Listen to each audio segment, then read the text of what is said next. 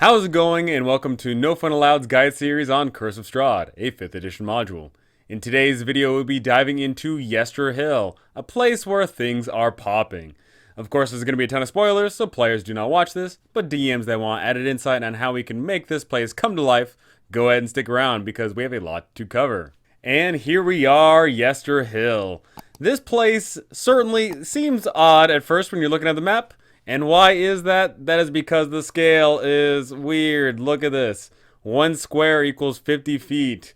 That is not something we want to see if we are doing 5th edition, because 5th edition is very, very ingrained with distances, and a lot of times people like to play on grids.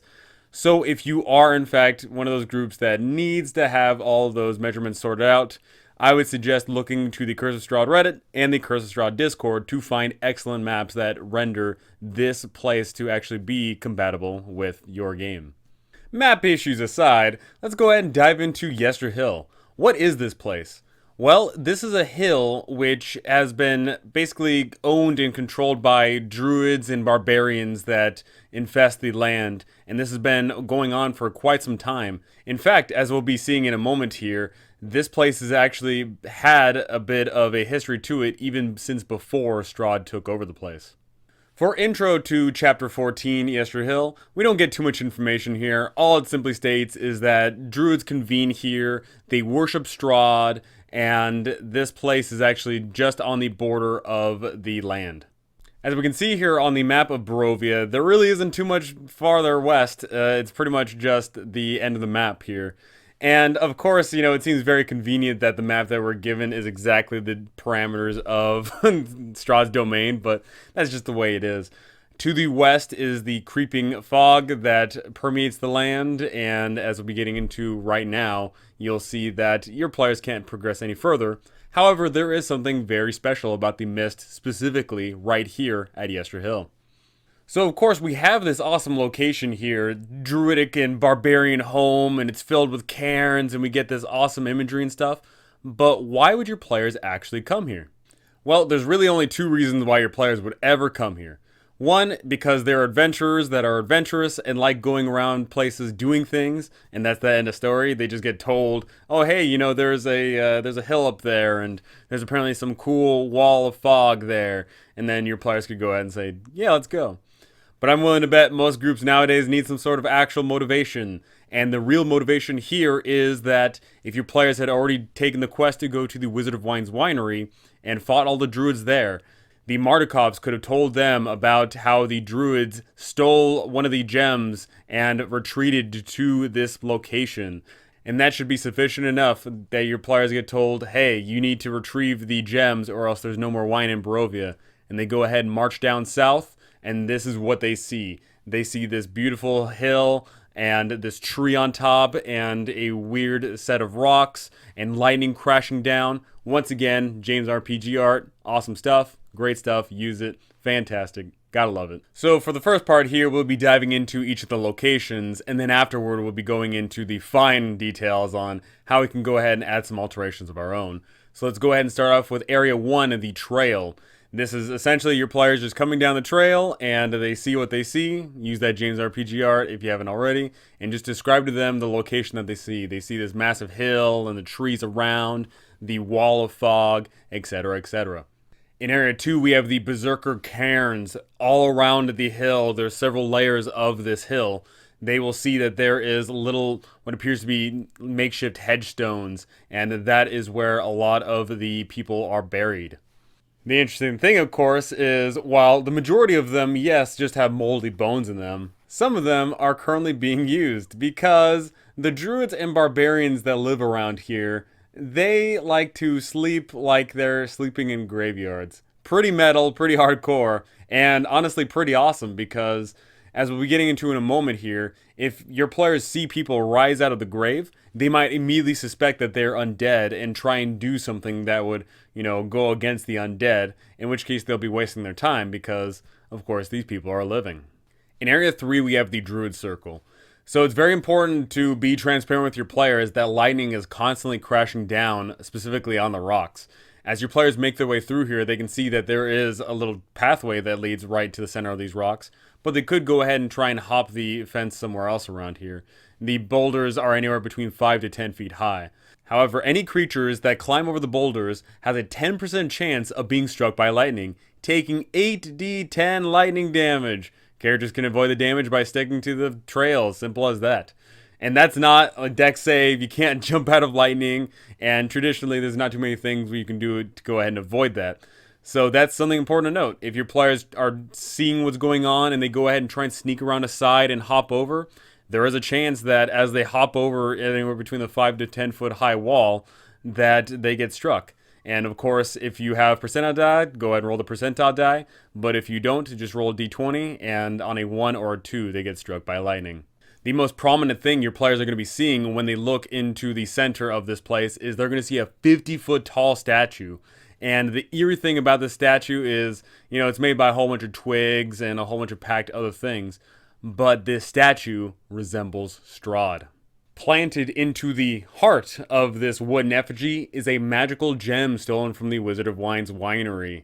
And that is a big deal because, as we'll be getting into in the special events here, they plan to make this effigy grow a life of its own, and that is pretty gnarly. However, your players could theoretically put a stop to that whole thing, because they can go ahead and attack it. This thing has an AC of 10, only 50 HP, immune to poison and psychic damage, and if this thing is splashed with oil and takes any fire damage, then it takes 2d6 fire damage every single turn until it's reduced to 0 HP. But we'll be going into the specifics on how combat is going to go down in the special events later on. Something that they might not notice that is located inside of here is the hidden graves. Located all around this area are 6 druids and 6 berserkers. They are sleeping in amongst the ground and the rocks here, and they are just gnarly. They're covered in mud, and their hair is all gnarly, and they come out and are going to go ahead and attack if things go down. But the real reason why they're waiting around in here is because they're waiting for Strahd to give them the go-ahead.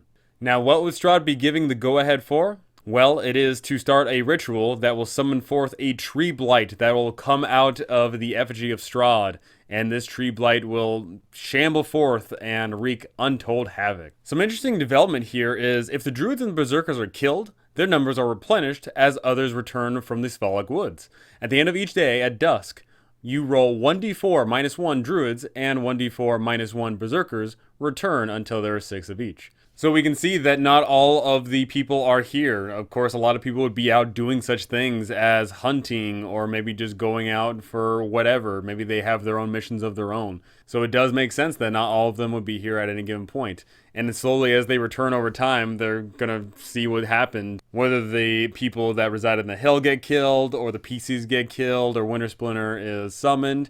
All these things, very interesting stuff. But once again, we'll be diving into all that in a moment. In Area 4, we have the Gulthias Tree. What is a Gulthias Tree? A Gulthias Tree is essentially a vampiric tree which is able to animate blights, whether they be twig blights, needle blights, or vine blights. And this has the effect all around, and this thing is pretty awesome. So if your players come up here, following up the trail, and they can find this little patch of trees, and they'll see this one massive tree in the center. If your players get the inclination to go ahead and strike down this evil tree, then unfortunately for them, they're going to be jumped by 3 vine blights, 6 needle blights, and 12 twig blights, which depending on the level of your party and depending on how many resources they still have at this point, that could be a dangerous encounter. That is a lot of things coming at them at once, and they theoretically will be surrounded. Your players may suss out that this tree is evil and go ahead and try and hack it down, at which point they're going to be hacking for a hot minute because it has an AC of 15 and 250 hit points. So this thing will take a huge amount of time to hack down. But the sad part is, hacking away at this thing with a blade isn't going to cut it. If it is reduced to 0 hit points, it seems to be destroyed but truly isn't dead. It regains 1 hit point every month until it is fully healed. So the only way to destroy this thing is you need to uproot it completely or cast the hollow spell, which people might not know how to cast the hollow spell and people might not think to uproot this thing. So usually this thing wouldn't get killed. What might help in the ensuing fight, whether that be against all the blights that attack them or against the Gulthias Tree or Winter Splinter, is the fact that there is a dead adventurer who is slumped up right next to the tree. This adventurer was wielding an axe which, actually did a tremendous job in actually killing plant-like creatures. You see, this axe has the ability of dealing an additional 1d8 slashing damage whenever you attack an ordinary plant or plant creature. This is a normal battle axe, except for it has that magical property. But what's also interesting is that when a creature of non-good alignment wields the axe, it sprouts thorns whenever its wielder makes an attack with it. The thorns prick the wielder for 1 piercing damage after the attack is made, and this damage is considered magical. Not everybody plays with alignment, so you could go ahead and just remove that entirely, or you could just size up what the PC is like, and if they are a good PC all in all, then nothing bad happens. But if they are an evil PC to some regard, or they're just a dick, then you can go ahead and have that caveat that, yeah, you get to deal extra damage to all these plant-like creatures, but you stab yourself every time. I think that's somewhat worth the trade-off. Another interesting fact about this location is that this is actually one of the places that the Fortunes of Ravenloft can guide your players to. Your players will see that there is flocks of ravens that are flying overhead, and there is this tree. And if they understand that meaning, then they can go ahead and search around, and they can go ahead and find it pretty easily. In Area 5, we have the Wall of Fog. Your players, of course, probably know that the land of Barovia is enshrouded in fog, but this might be the first time that they ever come truly close to it because they might try and avoid it. If they come here, they'll notice something odd about this fog. It looks as if there is a distant city, and they can hear the faint echo of a church bell. The Dark Powers have created a false image of Strahd's ancestral home within the fog, just beyond Strahd's reach. And Strahd occasionally comes here and looks out at it and laments, and thinks about a time long, long ago. There is an old story that comes along with this. The ancient folk called this mist the Whispering Wall, and they believed that a deity exhaled a breath out, and this is basically portenting the past and the future. Some students of the arcane contend that the Dark Powers took a bit of the fog and twisted it to create the Mist of Barovia, and that perhaps Strahd's domain is just a dark memory in the Whispering Wall. And, that takes us down the timeline of it was all a dream or you were dead the whole time, which I personally wouldn't recommend in today's day and age. That's a bit played out. But we'll be getting into how you can wrap up this campaign in a later video. So now that we know the terrain and what's going on around here, let's go ahead and dive into the special events. The Druids Ritual. This is the big deal. This is the potentially entirely game-changing event here, because if your players don't succeed, then unfortunately that winery is going bye-bye. This event starts off whether you decide to have it where your players are there or not, with Strahd arriving to Yester Hill, and mind you, he didn't come here willy-nilly, just flying or walking. He came here on his mount, Bocephalus. Strahd's arrival prompts the Druids to rise from their graves, and they'll go ahead and start beginning the ritual. The Druids need 10 consecutive rounds for them to go ahead and wave their hands and chant out to the skies above that Winter Splinter approaches. After 10 whole rounds, then that statue is going to belch forth a tree blight, and this tree blight, of course, is Winter Splinter. And at that point, Winter Splinter will lumber forth and make its way over to the Wizard of Wine's winery. Your players could theoretically stop this whole encounter from happening if they destroy the Strahd effigy, which only has 50 hit points, so pretty easy. But of course, if they're being hammered by Strahd or by all of the druids and berserkers around here, that could prove pretty difficult. Instead of destroying the statue, they could of course kill all the druids and prevent the ritual from happening. But it specifically states here that Strahd will intervene if the players attack the druids. If, after 10 consecutive rounds of the ritual being cast and your players are unable to stop it, then a 30-foot tall plant creature bursts out of the statue, and your players are going to see that there's a green light seeping out of it. And that should hopefully tell them, if they didn't already pick up on it, that the magical gem that they need is right there. Depending on the level of your players, this could prove pretty frickin' difficult. Druids natively are actually somewhat strong. They can go ahead and entangle the battlefield, and they can go ahead and thunder away people, so they just do free damage and send people flying all the time. The Berserkers natively are strong because they have a high HP pool, and they just go ahead and attack recklessly and usually hitting. But this Tree Blight, if this Tree Blight gets summoned, oh my goodness, then it's really bad. This thing can outright murder parties. Look at this thing. It does a ton of damage. It hits a lot. and it is pretty sturdy. But thankfully, your party won't have to contend with the Druids and the Berserkers and Strahd and these Tree Blight all at once. As soon as Winter Splinter is summoned forth, the Druids are going to command it to head over to the Wizard of Wine's winery and destroy it. So if there is a battle still raging on, your players get some reprieve as Winter Splinter starts meandering away. But of course, if your players see a tree heading up north, they may fear the worst and go ahead and decide to attack this thing, at which point Winter Splinter is probably going to go ahead and defend itself. And defending itself it's pretty freaking good at. Once the Tree Blight departs, Strahd commands the Druids and the Berserkers to leave the hill so that he can be alone. As they flee into the woods, he gazes longingly at the image of his ancestral homeland to the west. And depending on the course of events that have taken place here, whether Strahd intervened in the fight or not, that could certainly prove interesting. If you had this whole exchange go down, where your players show up at the right time, and then Strahd shows up, and then your players are right there in this location, and then they have 10 whole rounds to go ahead and beat down on whatever's going on to stop this thing, then unfortunately Strahd's going to be standing there watching the whole thing. He will, of course, be flying overhead on Bocephalus. He's not going to be within melee range unless he chooses to be. But I'm willing to bet that at whatever level you run this encounter at, that would prove deadly if Strahd goes ahead and attacks at will and does whatever he desires. So I would strongly suggest that you tailor this encounter to the level. If your players show up here at 4th level, then you cannot have Strahd intervene at all whatsoever. It'll be instant TBK, even if you only have Strahd showing up here and punching people with his bare hands. That's still way too much for your party to handle. If your party's level 5, then yeah, maybe you could have Strahd come down and slap someone or cast a piddly spell. Nothing too major. If your players are maybe 6, 7, or 8th level, then yeah, definitely Strahd can go ahead and cast down a fireball here or there and go ahead and charm someone here and there and shake up the location. But once again, tailor it to the level. This encounter can certainly be intriguing if your players have a rapport with Strahd, because they can see that Strahd is longingly gazing at something that he cannot get at. And that is going to make your players curious. What is that image that lies beyond? What is Strahd doing here?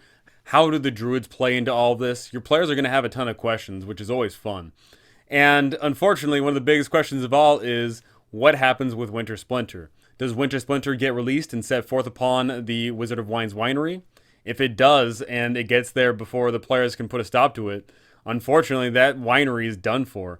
This thing is huge, this thing's massive, and it's a siege attacker. It will go ahead and blow up the winery. If the winery building is destroyed and none of the gems are returned, then there will not be any wine in the lands of Barovia. Not going to happen.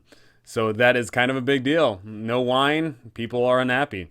Something that can be a very huge factor in this whole ordeal is the Gulthias staff.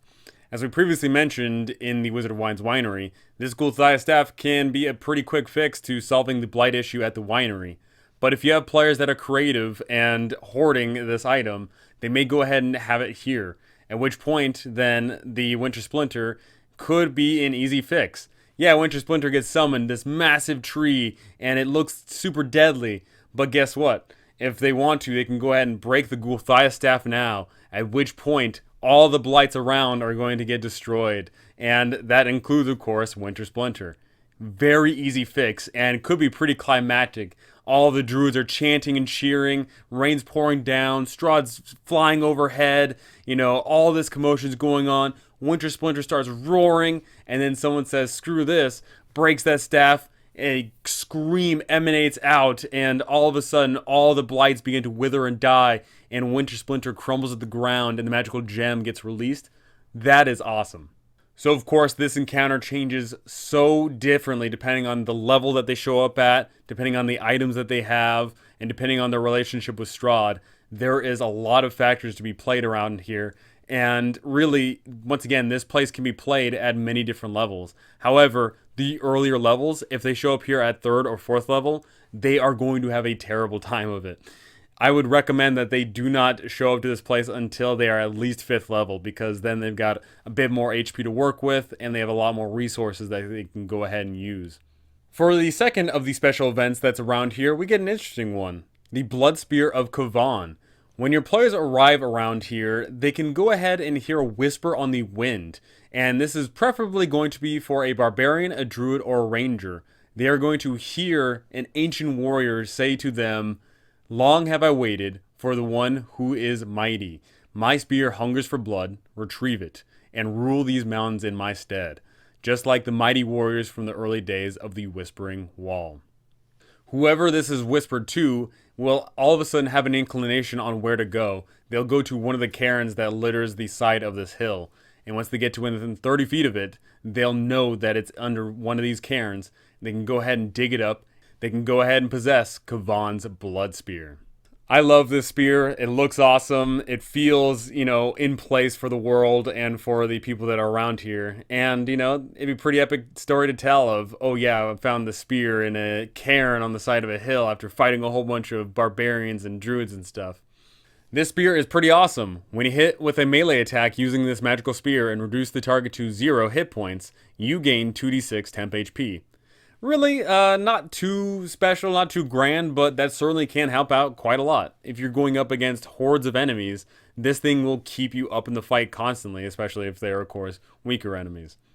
Any creature can wield this spear. Anybody can go ahead and pick this thing up and use it as a spear, and they get that benefit of, if they reduce a target to 0 HP, they gain 2d6 temp HP. But only the person that Kavan spoke to will gain that +2 bonus to attack rolls and damage rolls. And that's pretty much the big draw of this weapon, which makes this hill very interesting. This hill, Yester Hill, could theoretically provide 3 different weapons for your campaign. Your players could pick up the Blood Spear, they could pick up Treebane, and if their reading led them here, they could theoretically pick up the Sun Sword here as well. So, a lot of weaponry and armory that could be potentially found on this hill, which is pretty interesting. I personally don't like giving away things for free. Air quote free, right? Like, yes, they had to travel all the way here, and yes, they probably had to fight all the barbarians and druids that are around here. But me personally, I always like a story being told alongside the item that they received. So, in my personal opinion, what I think should happen is, after your players have dealt with all that's going on around Yester Hill, then as they're looking around, then the spirit of Kavan actually manifests, and it says, "Hey, I challenge you. I want you to beat me. And if you beat me, that proves you are worth it. And you can lead my peoples to a better life." Because, the past couple of years, they haven't been doing so hot. You beat me, you take this blood spear, and you can lead the people of this hill and all the land around it. And then your players fight this manifestation of Kavan. And that would be badass. Whoever that individual is, that whether that be the barbarian or the druid or the ranger, go ahead and fight this manifestation in a fair fight and then prove their worth. Get this blood spear, and then they get to be heroes. Then they get this weapon, which is imbibed with Kavan's spirit. They get to look at this thing, and every single time they use it, they get to look at this weapon and say, "I earned this in a fight, and now I lead the people of Yester Hill." That is cool imagery. It's symbolic, it's epic, and I think it's way more worthwhile than just having a barbarian say, "Oh yeah, just go pick up my spear." I think it's a lot more fitting that Kavan would be more inclined to see what they're truly worth. Now, what does becoming the leader of the people that are around here actually mean? Well, the book, it basically states that the Druids are loyal to Strahd because they fear him and they worship him as a sort of deity. But perhaps you can go ahead and contest that. Whoever wields the spear can be charismatic enough and say, "Hey, I earned your favor, go ahead and follow me." And your players could have a following of Berserkers or Druids. Or maybe the Druids are the only ones that are in line with Strahd, and the Berserkers say, "Nah, screw that, we like this guy way more." And then there's a schism. There's the Druids that worship Strahd, and then there's the Berserkers that now are in line with whoever has the Blood Spear. You can have a ton of fun with that. Yester Hill is certainly a memorable place. There's a lot of things that are going on here, and mind you, the main draw of this whole location is getting that magical gem. And getting that gem is hard. If your players show up here, they could be contesting against a lot of enemies. And if they have Winter Splinter be summoned, that makes it even worse. Stopping the Druids from having Winter Splinter destroy the winery is certainly a big deal. And if they are able to do it, then kudos to them. The day is saved, they get the gem, they get out of there, and life's awesome. But if they do not stop this ritual and they cannot stand in the way of Winter Splinter, then unfortunately life's going to be miserable. At which point there's going to be a whole different tone to the campaign. And just like that, that is Yester Hill. Pretty short chapter here. In fact, I believe it's actually the shortest chapter if I had to take a second look here. It is incredibly small, but it is very impactful. A lot of interactions going on here, and a lot of insight can be gleaned from Strahd. How he longingly looks at the land that he can never return to, and how he probably laments the location that he's stuck in. And your players can learn that he's got a freaking flaming flying horse, which could be pretty awesome. Like I stated, the level that your players show up to Yester Hill is truly going to dictate what is going on here. Early levels, you got to ease up on the gas a little bit. Higher levels, let them have it. You know, this place is very modular. The entire campaign is modular, and that's why everyone loves it. It is very easy to run, except for, of course, that map. If you want a map that goes into detail of 5-foot grids, then once again, cannot recommend enough going to the Reddit and going to the Discord to go ahead and find many, because there is a fair few that do it right. If you're playing on a virtual tabletop, you could theoretically go ahead and change the size of the grids to match, but things are probably going to get a little bit ugly if you do that. So I'd recommend probably just getting a new map for it. So go ahead and tell me, how do you plan on running Yester Hill? Are your players going to stumble across this place and find out what's going on? Or are they going to be directed toward here? Are your players going to show up just at the right moment where Strahd says, hey, go ahead and start the ritual? Or is the ritual already underway? Or is the ritual not even going to happen at all? Maybe Strahd doesn't even show up until after the events take place around here. Or heck, maybe Strahd doesn't even show up at all. Maybe you want Strahd to be somewhere else at a different time. Who knows? Go ahead and tell me all these things because I would love to hear it. That is going to do it for me for this episode. Thank you so much for watching, and thank you to all my amazing patrons up here. You guys are awesome. Thank you so very much. That's going to do it for me. Thank you so much for listening, and I cannot wait to see you all in the next one.